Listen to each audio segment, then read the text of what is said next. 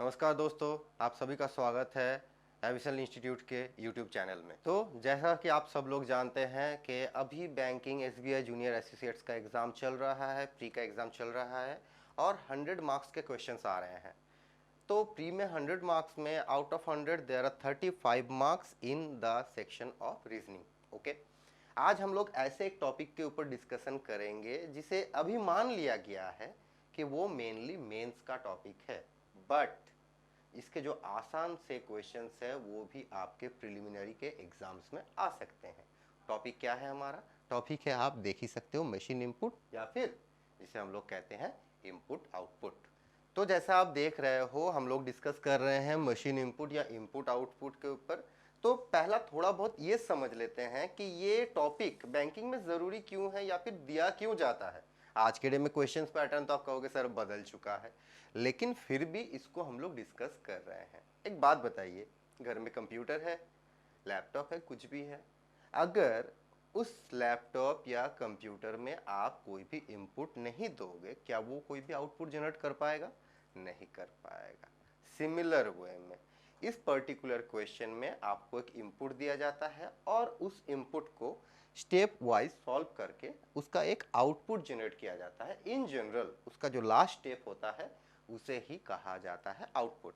Okay, अब हमें ये पहले देख के समझ लेना पड़ता है कि यहाँ पे क्या पर्टिकुलर पैटर्न फॉलो अप हो रहा है, एंड आफ्टर दैट उस पैटर्न को समझ के सिमिलर वे में ऐसा ही एक इनपुट हमें दे दिया जाता है क्वेश्चन में, उसको सॉल्व करना पड़ता है। मैं अपनी बात दोबारा कहता हूं, हमें एक इनपुट दे दिया जाता है, उस इनपुट को कोई एक particular pattern, I don't know what kind of pattern is going to follow in the exam, but कोई एक पर्टिकुलर पैटर्न फॉलो अप करके एग्जाम में दे दिया जाता है एंड उसका एक आउटपुट जनरेट किया जाता है। इन जनरल उस पर्टिकुलर इनपुट को सॉल्व करते हुए जो लास्ट स्टेप होता है वही उसका आउटपुट होता है। ओके, अब इसके बाद क्या होता है, आपको और एक इनपुट दे दिया जाता है और उस इनपुट को आपको सॉल्व करने के लिए कहा जाता है। तो फिलहाल हमने एक आसान सा सवाल यहाँ पे चूज किया है आपको जस्ट टॉपिक समझाने के लिए, क्योंकि यहाँ पे कई सारी चीजें हमें डिस्कशन करनी है। तो अभी हम लोग मशीन इनपुट ये जो पार्ट है, इस पार्ट का पहला वीडियो देख रहे हैं। तो इस पर्टिकुलर क्वेश्चन में हम लोग क्या देख रहे हैं, यहाँ पे इनपुट हमें दिया गया है एक वर्ड और नंबर का सीक्वेंस। वर्ड्स क्या क्या है हमारे पास? हमें दिख रहा है गो, हमें दिख रहा है नाउ, हमें दिख रहा है फॉर, हमें दिख रहा है अगेन। और नंबर्स क्या क्या है हमारे पास? 52, 38, 17 एंड 65। तो जरा गौर कीजिए, यहाँ पे इनपुट कुछ ऐसा हैपोजिट फॉर्म में है और जो लास्ट हमारा स्टेप है उसको कैसे दिया गया है, जरा गौर कीजिए। पहला जो नंबर है वो प्रेजेंट नंबर्स में से सबसे बड़ा वाला नंबर है, उसके बाद एक वर्ड है, फिलहाल इसको ओमिट करते हैं। उसके बाद वाला नंबर इससे तो छोटा है बट बाकी जो दो रिमेनिंग नंबर्स हैं उससे बड़ा है। उसके बाद वाला नंबर इन दोनों से छोटा है बट लास्ट वाला नंबर से बड़ा है, और ये जो लास्ट वाला नंबर है ये सबसे छोटा है। मतलब नंबर्स को यहाँ पे डिसेंडिंग फॉर्म या घटते हुए क्रम में अरेंज किया गया है। अब बात करेंगे हम वर्ड्स की। वर्ड्स में जरा गौर कीजिए, पहला जो वर्ड है वो है क्या हमारा? अगेन। दूसरा क्या है? फॉर। तीसरा क्या है? गो। एंड चौथा क्या है? नाउ। अगर हम लोग थोड़ा सा ध्यान लगाते हैं तो यहाँ पे हमें ये बात समझ में आ जाएगा कि यहाँ पे वर्ड्स को डिक्शनरी सीक्वेंस में अरेंज किया गया है या फिर अल्फाबेट सीरीज में वो जैसे आते हैं उस सीरीज के क्रम में इनको लगाया गया है। ये बात क्लियर है? तो चलिए देखते हैं यहाँ पे कैसे क्या काम होता है। पहला स्टेप में देखिए, जो हमारा इनपुट है उस इनपुट में से उन्होंने क्या किया है, पहला जो सबसे बड़ा वाला नंबर है उसको स्टेप 1 में एकदम लेफ्ट साइड में ले लिया है या फिर स्टार्टिंग ऑफ द लाइन में उसको प्लेस कर दिया गया है। बाकी जो हमारे एलिमेंट्स हैं उनमें कोई भी चेंज नहीं आया है, उनको एज यूजुअल वो इनपुट में जैसे थे कॉपी कर दिया गया है। जस्ट देखिए 65 को यहाँ पे लेके आ गया है, बाकी गो, नाउ, 52, 38, 17, फॉर, अगेन इसको एज यूजुअल कॉपी कर दिया गया है। मतलब इनमें कोई भी हेरा फेरी नहीं किया जा रहा है। दूसरा स्टेप देखिए, 65 के बाद प्रेजेंट जो वर्ड्स हैं उन वर्ड्स में डिक्शनरी ऑर्डर या अल्फाबेटिकल ऑर्डर में जो सबसे पहले आता है दैट इज योर अगेन, उसको प्लेस किया गया है, बाकी कोई भी चेंज नहीं, एज यूजुअल कॉपी पेस्ट। तीसरे स्टेप में 65 अगेन के बाद फिर से एक नंबर का इंट्रोडक्शन किया गया है, दैट इज योर 52, बाकी कॉपी पेस्ट, कोई भी चेंज नहीं। स्टेप नंबर 4 में देखिए 65 अगेन 52 के बाद फॉर को लाया गया है, जो प्रेजेंट वर्ड्स में सबसे पहले आता है लेकिन अगेन के बाद आता है। ओके, बाकी फिर से कॉपी पेस्ट। स्टेप नंबर 5 में हमने देखा 65 अगेन 52 फॉर के बाद फिर से एक नंबर को लाया गया, दैट इज योर 38, बाकी पूरा कॉपी कर दिया गया है इनपुट से। और स्टेप नंबर 6 में 65 अगेन 52 फॉर 38 के बाद गो है। ओके, गो के बाद जैसे हम 17 को यहाँ पे प्लेस करते हैं, देखिए नाव को हमें अलग से अरेंज करने का जरूरत नहीं पड़ रहा है। क्यों? क्योंकि जैसे ही 17 हमारा ठीक गो के बाद आके यहाँ पे प्लेस हो जा रहा है, ये नाव क्या हो रहा है, ऑटोमेटिकली जिस सीक्वेंस में आना था उस सीक्वेंस में आ जाए। तो इसीलिए इसको अलग से हमें अरेंज करने का जरूरत नहीं हो रहा है। तो यहाँ पे पैटर्न क्या फॉलो अप हो रहा है, इस पर्टिकुलर क्वेश्चन में उन्होंने कुछ नंबर्स एंड वर्ड्स लिए हैं। नंबर्स को उन्होंने डिसेंडिंग ऑर्डर में अरेंज किया है और वर्ड्स को उन्होंने असेंडिंग ऑर्डर या फिर हम लोग कह सकते हैं डिक्शनरी ऑर्डर या फिर अल्फाबेटिकल ऑर्डर में इन्होंने अरेंज किया है। अरेंज करते हुए एक स्टेप उन्होंने जनरेट किया है जो कुछ इस प्रकार में दिख रहा है। ठीक है, तो ये आशा करते हैं ये पैटर्न सबको समझ में आ गया है। अगर नहीं आया है मैं फिर एक बार डिस्क्राइब कर देता हूं, अच्छे से समझ लीजिए। यहाँ पे एक इनपुट है 4 वर्ड्स एंड 4 नंबर्स के साथ। पहले उन्होंने स्टेप नंबर 1 में नंबर का अरेंजमेंट शुरू किया है, सबसे बड़े वाले नंबर को उन्होंने यहाँ पे रखा है। आफ्टर दैट बाकी कॉपी पेस्ट कर दिया है, कोई चेंज नहीं। स्टेप नंबर 2 में 65 के बाद अल्फाबेटिकल ऑर्डर में जो सबसे पहला वाला वर्ड आता है उसको रखा है उन्होंने अगेन को, बाकी उन्होंने कॉपी कर दिया है, कोई चेंज नहीं। ऐसा ही एक पैटर्न फॉलो करते हुए उन्होंने उसके बाद एक नंबर, एक वर्ड, एक नंबर, एक वर्ड का सीक्वेंस मेंटेन किया है। आफ्टर दैट जब वो स्टेप नंबर 6 में पहुंचे, उन्होंने एक नंबर को अरेंज किया है, दैट इज योर 17। और जैसे ही 17 को उन्होंने अरेंज कर दिया, देखिए नाउ आपका ऑटोमेटिकली अरेंज हो गया है। इसे हमें अलग से अरेंज करने का जरूरत नहीं पड़ रहा है। तो आशा करते हैं ये पैटर्न सबके दिमाग में बैठ गया है। चलिए इसके बाद हम लोग देखते हैं इस पर्टिकुलर चीज के ऊपर किस प्रकार के क्वेश्चंस बनते हैं। तो अब हम लोग देख रहे हैं कि हमारे पास इस पर्टिकुलर पैटर्न के ऊपर और एक इनपुट है और इस इनपुट को हमें ये जो पैटर्न इससे पहले हमने देखा है उसी पैटर्न को फॉलो अप करते हुए सॉल्व करना है। तो चलिए करते हैं। देखिए स्टेप नंबर 1 में इन्होंने क्या किया है, इन्होंने एक सबसे बड़ा जो नंबर है प्रेजेंट नंबर्स में से उसको प्लेस किया है एक्सट्रीम लेफ्ट में। तो जरा गौर कीजिए स्टेप नंबर 1, इसमें यहाँ पे जो प्रेजेंट नंबर्स हैं कौन से हैं, 39, 24, 86 एंड 44। इसमें से सबसे बड़ा नंबर कौन है, 86। तो उसको हम लोग प्लेस करेंगे कहां पे, इस जगह पे, इस पर्टिकुलर पैटर्न के बेसिस में। ओके, और बाकी जो रहा उसको जस्ट हमें क्या करना है, कॉपी पेस्ट कर देना है, कोई भी चेंजेस फॉलो नहीं करना है। कर दिया हमने। ओके, अब स्टेप नंबर 2 में यहां पे क्या हो रहा है, स्टेप नंबर 2 में 65 के बाद प्रेजेंट जो आपके वर्ड्स हैं उन वर्ड्स में अल्फाबेटिकल ऑर्डर में जो आता है सबसे पहले, दैट इज योर अगेन, उसको देखिए स्टेप नंबर 2 में प्लेस किया गया था। तो यहां पे अल्फाबेटिकल ऑर्डर में सबसे पहले कौन आता है, हमारे पास H है, हमारे पास T है, हमारे पास R है, हमारे पास O है। तो अल्फाबेटिकल ऑर्डर में सबसे पहले कौन आएगा, यहां पे H ही आएगा। लेकिन जरा गौर कीजिए स्टेप 1 में ही 86 के बाद होम आपका आ चुका है, मतलब जिसको वहां पे प्लेस होना है वो ऑलरेडी उस जगह पे बैठा हुआ है।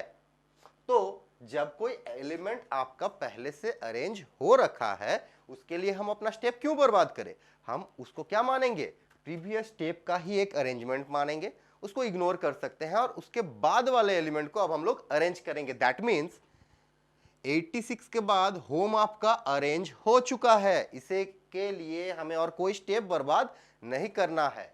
अब इसके बाद किसको आना है, एक नंबर को आना है। कौन से नंबर, जो इससे छोटा होगा लेकिन बाकियों से बड़ा होगा। बाकी कौन कौन है, 39, 24, 44। तो इनमें से बड़ा कौन है, 44। तो हम लोग यहां पे किसको प्लेस करेंगे, 44 को प्लेस करेंगे। बाकी क्या करना है हमें, पहले ही बताया था, कॉपी पेस्ट करना है आपको। ठीक है, चलिए कर देते हैं। तो turf 39, 24, roll and over. Okay, अब स्टेप नंबर 3 की बात करते हैं। 86 हमारा अरेंज हो चुका है, होम अरेंज हो चुका है, 44 ये भी अरेंज हो चुका है। अब कौन आएगा? एक वर्ड आएगा। देखिए उन्होंने फिर से एक वर्ड को लाया था स्टेप नंबर 4 या 3 में, जिसमें भी है। अब नेक्स्ट कौन वर्ड आएगा? जो इसके बाद आएगा लेकिन बाकियों से पहले आएगा। तो बचा कौन कौन है? टर्फ बचा है, रोल बचा है एंड ओवर बचा है। इन तीनों में से सबसे पहले कौन आता है? TRO में से वो आता है ऑब्वियसली। तो हम 44 के बाद किसको रखेंगे? ओवर को रखेंगे। क्लियर? ओके, ओवर के बाद अब कौन आएगा? जो बचा है turf 39, 24 and roll. Step number 4 की बात करते हैं। अब 86 ये अरेंज हो चुका है, होम अरेंज हो चुका है, 44 ये भी अरेंज हो चुका है, ओवर ये भी अरेंज हो चुका है। अब किसको आना है? एक नंबर को आना है। कौन सा? इन दोनों में से कौन आएगा? ऑब्वियसली आपका 39 आएगा। क्यों? क्योंकि वो 24 से बड़ा है लेकिन इन दोनों से छोटा है। तो हमने यहाँ पे 39 को प्लेस किया। बचा कौन कौन है आपके पास? देखो आपके पास टर्फ बचा है, 24 बचा है और रोल बचा है। ओके, उसके बाद स्टेप नंबर 5 की बात करते हैं। 86 होम जो ऑलरेडी अरेंज हो चुके हैं। आफ्टर दैट 44 ओवर ये भी आपके अरेंज हो चुके हैं, 39 ये भी अरेंज हो चुका है। बचा कौन है? टर्फ, रोल एंड 24 जिनको हमें अरेंज करना है। तो 39 के बाद किसको आना चाहिए? एक वर्ड को आना चाहिए। कौन सा वर्ड? जो प्रेजेंट वर्ड्स के बाद आएगा, जो अरेंज हो चुके हैं, लेकिन जो बचा है उसमें से पहले आएगा। तो कौन आएगा? रोल आएगा। कौन कौन बचा है? टर्फ बचा है एंड 24 बचा है। स्टेप नंबर 6 क्या होगा? 86 होम, 44 ओवर, 39 रोल। यहां तक अरेंजमेंट हमने स्टेप 5 में कंप्लीट कर लिया था। स्टेप 6 में हमने किसको अरेंज किया? 24 को अरेंज किया। देखिए जैसे ही हमने 24 को अरेंज किया, टर्फ आपका ऑटोमेटिकली अरेंज हो गया। तो देखिए अब सीक्वेंस को नंबर्स आए हैं कैसे सीक्वेंस में? 86, 44, 39, 24। दैट मीन्स डिसेंडिंग सीक्वेंस, या फिर हम लोग कह सकते हैं घटते हुए क्रम में। और वर्ड्स कैसे आए हैं? Home, over, roll, turf. Dictionary order या फिर अल्फाबेटिकल ऑर्डर। इस पैटर्न के ऊपर बेस करके या फिर मशीन इनपुट के किस प्रकार के क्वेश्चंस हमारे बन सकते हैं। जैसे यहाँ पे एक क्वेश्चन आपको दिख रहा है। क्या क्वेश्चन है? कि एक पर्टिकुलर स्टेप 3 आपको दे दिया गया है। ये किसी एक पर्टिकुलर इनपुट का स्टेप 3 है। ओके, अब हमें सवाल क्या पूछा जा रहा है? What is definitely the input. Okay, अब मान लो आपको स्टेप 3 दे दिया है। ओके, आपको पैटर्न पता है, आपको स्टेप 3 दे दिया है। ओके, लेकिन स्टेप 3 से पहले जो स्टेप 2 है, स्टेप 1 है, या फिर जो इनपुट है, वहां पे वर्ड्स या नंबर्स जो भी प्रेजेंट है आपके इनपुट में, वो कैसे अरेंज थे, किस प्रकार में अरेंज थे, ये क्या बताना पॉसिबल है? अगर जगह बदल जाता है तब भी तो अरेंजमेंट ऐसे ही बन सकता है। तो एक बात याद रखिएगा, कभी भी आपको कोई भी स्टेप दे दिया जाए, उससे प्रीवियस वाला स्टेप, जैसे यहाँ पे स्टेप 3 पूछा है, दे दिया गया है, और स्टेप 3 से प्रीवियस वाला स्टेप, स्टेप 2, स्टेप 1 या फिर इनपुट, इनमें से कोई भी पूछ ले, याद रखिएगा उसका आंसर ऑलवेज एक ही होगा। कौन सा वाला? क्या मतलब है इसका? Can not be determined. Okay, क्या कहा हमने? अगर आपको कोई भी पर्टिकुलर इनपुट का कोई एक स्टेप दे दिया जाता है और उससे प्रीवियस स्टेप आपको पूछा जाता है, यहाँ पे जैसे स्टेप नंबर 3 दे दिया गया है, आपको स्टेप नंबर 2, स्टेप नंबर 1 या फिर इनपुट, इनमें से कुछ भी पूछ ले, याद रखिएगा इस पर्टिकुलर क्वेश्चन का आंसर क्या होगा? Can not be determined. ठीक है, तो ये रहा हमारा अगला सवाल। यहाँ पे हमने 2 सवाल एक साथ ले लिए हैं। जैसे ये हमारा इनपुट है, यहाँ पे हमें 2 सवाल पूछे गए हैं। पहला सवाल पूछा गया है लास्ट बट 1 और दूसरा सवाल पूछा गया है what is the step number 4। Okay, तो दोनों के सवाल का हम जवाब देंगे, लेकिन उससे पहले इसको हमें सॉल्व करना पड़ेगा। तो पैटर्न वही है, याद रखिए एक पर्टिकुलर क्वेश्चन में जो पैटर्न आपको बता दिया जाएगा, उस सेट में रिलेटेड जितने भी क्वेश्चंस आपके पास आएंगे, सब क्वेश्चंस को आपको उसी पैटर्न के बेस में सॉल्व करना है। मतलब इस पर्टिकुलर क्वेश्चन के लिए भी पैटर्न आपका यही होगा, वो बार बार बदलेगा नहीं आपके लिए, ठीक है।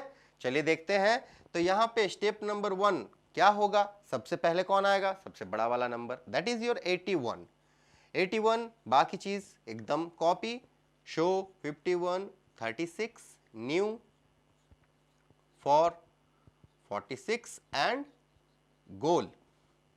ओके, स्टेप नंबर 2, 81 के बाद किसको आना था, एक वर्ड को आना था। कौन से वाले वर्ड, जो प्रेजेंट वर्ड्स में डिक्शनरी वर्ड, मतलब डिक्शनरी सीक्वेंस में या फिर अल्फाबेटिकल सीक्वेंस में सबसे पहले आता है, SNFG, F आएगा। ओके, तो हमने फॉर को यहाँ पे प्लेस किया। ओके, बाकी क्या होगा, जस्ट उसको कॉपी पेस्ट कर देना है आपको, 51 36 new 46 goal. Okay, step number 3, 81 for arrange हो चुका है। नेक्स्ट कौन आएगा, एक नंबर आएगा। कौन सा नंबर, प्रेजेंट नंबर्स में से जो सबसे बड़ा है 81 के बाद, दैट इज योर 51। हमने लिख लिया। 51 के बाद जैसा है आपको जस्ट लिख देना है, show 36 new 46 and goal. Okay, step number 4, 81 for 51। 51 के बाद कौन आएगा, रिमेनिंग वर्ड्स में जो पहले आने वाला है, दैट इज योर गोल, क्योंकि S एंड N G के बाद आता है अल्फाबेटिकल सीक्वेंस में, तो हमने गोल को रख लिया। गोल के बाद शो 36 न्यू 46, ये हमारा रिमेनिंग पार्ट है। स्टेप नंबर 5, इसमें क्या होगा, 81 फॉर 51 गोल। यहां तक ये अरेंज हो चुका है। अब कौन आएगा, एक नंबर, इन दोनों में से बड़ा वाला number, that is your 46, place किया हमने, तो शो 36 न्यू। स्टेप नंबर 6 क्या होगा, 81 फॉर 51 गोल 46। अब कौन आएगा, न्यू आएगा, बिल्कुल। न्यू के बाद शो 36 एज यूजुअल हमने प्लेस कर दिया, एंड अब उसके बाद देखेंगे 81 फॉर 51 गोल 46 न्यू। न्यू के बाद कौन आएगा, एक नंबर, दैट इज योर 36, और शो आपका ऑटोमेटिकली अरेंज। हमने सेम सीक्वेंस फॉलो किया, सेम पैटर्न फॉलो किया, और ये हमारा स्टेप नंबर 7 में जाके कंप्लीट हुआ। तो अब जरा क्वेश्चंस के ऊपर फोकस करते हैं। क्वेश्चंस क्या है, पहला तो पूछा गया last but one. Last but one, इसका मतलब क्या होता है, लास्ट बट वन का मतलब होता है लास्ट से पहले वाला स्टेप। ओके, लास्ट बट 2 बोल देता, 7 6 को छोड़ के 5 नंबर स्टेप की हम बात करते हैं। लास्ट बट 1 बोला है, यहाँ पे 7 नंबर स्टेप में जाके हमारा खत्म हो गया है, पूरा आउटपुट जनरेट हो गया है, तो 6 नंबर स्टेप को डिनोट किया जाएगा। इस पर्टिकुलर क्वेश्चन के लिए ये स्टेप 6 जो है ये हो जाएगा आपका लास्ट बट 1। Clear everybody?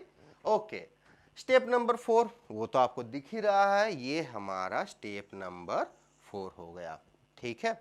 लेकिन जरा सोचिए, अभी तक तो हमने जस्ट बेसिक पैटर्न के ऊपर डिस्कस किया, लेकिन मान लो आपको ऐसा ही एक क्वेश्चन, छोटा सा ही एक पैटर्न के ऊपर दे दिया और इससे रिलेटेड 5 क्वेश्चंस दिए, ठीक है। प्री के एग्जाम में टाइम कितना है आपके पास, 20 मिनट।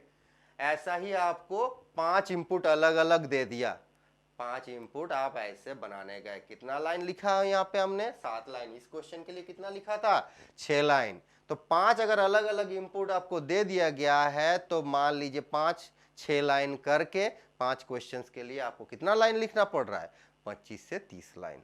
तो हमारे लिए इतना लिखना पॉसिबल नहीं है। तो हम लोग क्या कर सकते हैं, इसको हम लोग छोटा बना सकते हैं। कैसे, सिंगल लाइन रिप्रेजेंटेशन से, ठीक है। लेकिन उससे पहले एक बात याद रखो कि जब तक आप बेसिक के साथ प्रैक्टिस नहीं करोगे सिंगल लाइन रिप्रेजेंटेशन तब तक प्रॉब्लम हो सकती है।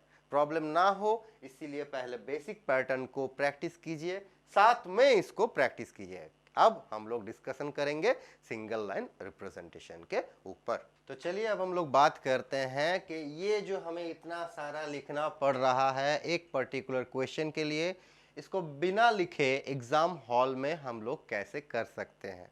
ठीक है, देखिए जरा गौर से, हमने सेम इनपुट को यहाँ पे लिखा है, इसको जैसे हमने पूरा डिटेल्स में सोल्यूशन किया है, इसको उतना डिटेल्स में हम लोग सोल्यूशन नहीं करेंगे, लेकिन जब तक आप इसको अच्छे से नहीं समझोगे तब तक हम जो इस पार्ट में कर रहे हैं वो चीज आपको थोड़ा समझ में कम आएगा। कैसे देखते हैं, चलिए देखिए जरा गौर से, हमने स्टेप नंबर 1 में एक्चुअल में क्या किया है। एक्चुअल में हमने कुछ नहीं किया है, प्रेजेंट नंबर्स में से जो सबसे बड़ा वाला नंबर है दैट इज योर 65, उसी को सिर्फ अरेंज किया है, बाकी एज यूजुअल कोई चेंज नहीं।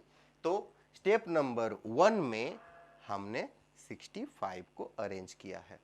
ओके, स्टेप नंबर 2 में हमने क्या किया था, 65 हमारा अरेंज हो चुका है, उसके बाद हमने अगेन को अरेंज किया। ठीक है, तो दूसरे स्टेप में कौन अरेंज हुआ, हमारा अगेन अरेंज हुआ। ओके, अब तीसरे स्टेप की बात करते हैं, 65 अगेन के बाद देखो आपका 52 अरेंज हुआ, तो हमने 52 को मार्क कर दिया 3 बोल के। ओके, 65 अगेन 52 के बाद चौथे स्टेप में देखो आपका 4 अरेंज हुआ है यहाँ पे, तो हमने 4 को मार्क किया नंबर 4 स्टेप बोल के। 65 अगेन 52 4 के बाद देखो फिफ्थ स्टेप में 38 अरेंज हुआ है, तो इसको हमने मार्क किया है स्टेप नंबर 5 बोल के। हमने देखा कि स्टेप नंबर 5 में आके हमने किसको अरेंज किया, हमने 38 को अरेंज किया। अब 38 के बाद किसको आना था, जरा गौर कीजिए, 38 के बाद गो को आना था, वो ऑलरेडी आ चुका है, तो गो के लिए कोई भी स्टेप हम लोगों ने काउंट नहीं करना है। गो को हम क्या करेंगे, फिफ्थ स्टेप का ही एक पार्ट मानेंगे और उसको इग्नोर कर सकते हैं। क्यों, क्योंकि 38 के बाद गो को ही आना था, वो ऑलरेडी आ चुका है, उसके लिए हमें कोई स्टेप अलग से काउंट करने का जरूरत नहीं है। अब तो फिर किसको अरेंज करेंगे, सिक्स स्टेप में हम लोग अरेंज करेंगे 17 को, और जैसे ही 17 आपका अरेंज हो जाता है, नाउ देखिए ये भी आपका ऑटोमेटिकली अरेंज हो गया, इसके लिए भी आपको कोई स्टेप काउंट करना नहीं पड़ा। ठीक है, जैसे यहाँ पे हुआ, फिर से एक बार देख लीजिए, पहले स्टेप में हमने क्या किया था, 65 को अरेंज किया, बाकी कॉपी पेस्ट, यहाँ पे हमने 65 को 1 लिख दिया। 65 के बाद अगेन अरेंज किया दूसरे स्टेप में, अगेन को हमने सेकंड लग दिया। स्टेप नंबर 3 में 65 अगेन के बाद हमने 52 को अरेंज किया था, 52 को हमने थर्ड स्टेप बना दिया। उसके बाद 65 अगेन 52 के बाद हमने किसको प्लेस किया, 4 को प्लेस किया, तो देखिए 4 को हमने फोर्थ स्टेप बना दिया। 65 अगेन 52 4 के बाद किसको आना था, 38 को आना था, हम प्लेस कर दिए 38 को फिफ्थ नंबर स्टेप में, देखो कर दिया हमने। लेकिन जरा यहीं पे गौर कीजिए, 38 के बाद किसको आना था, गो को आना था, वो फिफ्थ स्टेप में ही आ चुका है, इसीलिए हमने गो को क्या किया, फिफ्थ स्टेप का ही एक सब पार्ट मान लिया और उसको हमने इग्नोर कर दिया। दैट्स व्हाई इस तरह से हमने रिप्रेजेंट किया उसको। एंड लास्ट स्टेप में हमने क्या किया, गो के बाद किसको अरेंज होना था, एक नंबर को, दैट इज योर 17, तो 17 को हमने स्टेप नंबर 6 में अरेंज किया, और नाउ वो भी आपका ऑटोमेटिकली अरेंज हो गया, मतलब उसको हमने 6 स्टेप का एक सब पार्ट माना और इग्नोर कर दिया। Clear, okay. अब मान लो आपको इस पर्टिकुलर, आप बोलोगे सर यहाँ पे तो हमने डिटेल्स में कर लिया, यहाँ से हमें कोई भी क्वेश्चन पूछेगा हम तुरंत बता देंगे, लेकिन यहाँ पे आपको 5-5 लाइन लिखना पड़ रहा है। अब सपोज मान लो आपने सिर्फ ये किया और आपको बोला कि यहाँ से आप स्टेप नंबर 3 या स्टेप नंबर 4 जो है वो डिराइव करके बताओ, तो हम लोग स्टेप नंबर 3 जो है वो जरा देख लेते हैं कैसे इस जगह से वो बन के आ सकता है। ओके, गौर कीजिए, स्टेप नंबर 3 का मतलब क्या है, पहले ये समझिए। स्टेप नंबर 3 का मतलब है कि पहले से कम मिनिमम 3 एलिमेंट आपको अरेंज होना ही है, सीधी सी बात है। तो पहले 3 एलिमेंट को हम लोग देख लेते हैं। पहला 3 एलिमेंट हमारा कौन है, 65 अगेन 52। आप बोलोगे आपको कैसे पता, देखो जरा गौर से, यहां पे आप 1 2 एंड 3, हमने तीनों को लिख लिया। अब आप बोलोगे आपको कैसे पता कि स्टेप नंबर 3 में सिर्फ 3 ही है, 3 से ज़्यादा भी तो हो सकते, प्रीवियसली अरेंजमेंट भी हो सकता है। अगर प्रीवियसली अरेंजमेंट होता तो यहाँ पे 3A या 2A या फिर 1A बोल के कोई ना कोई एक स्टेप तो प्रेजेंट होता ना। हमारे पास यहाँ पे तो अभी है नहीं, ये तो हमें क्लियरली दिख रहा है। इसका मतलब 3 नंबर स्टेप में यहाँ पे सिर्फ 3 ही एलिमेंट अरेंज हुए हैं।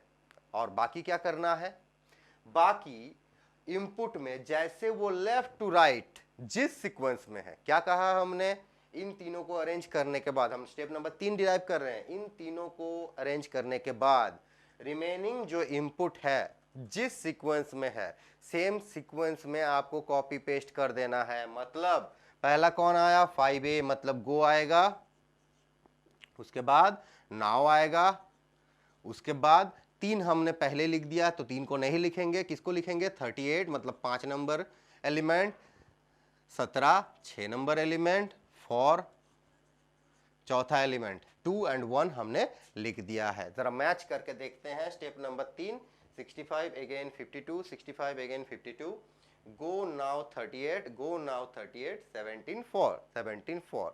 क्लियर हुआ सबको कैसे आपको स्टेप, मतलब ऐसे सिंगल लाइन रिप्रेजेंटेशन से आप एक पर्टिकुलर स्टेप को डिराइव कर सकते हो।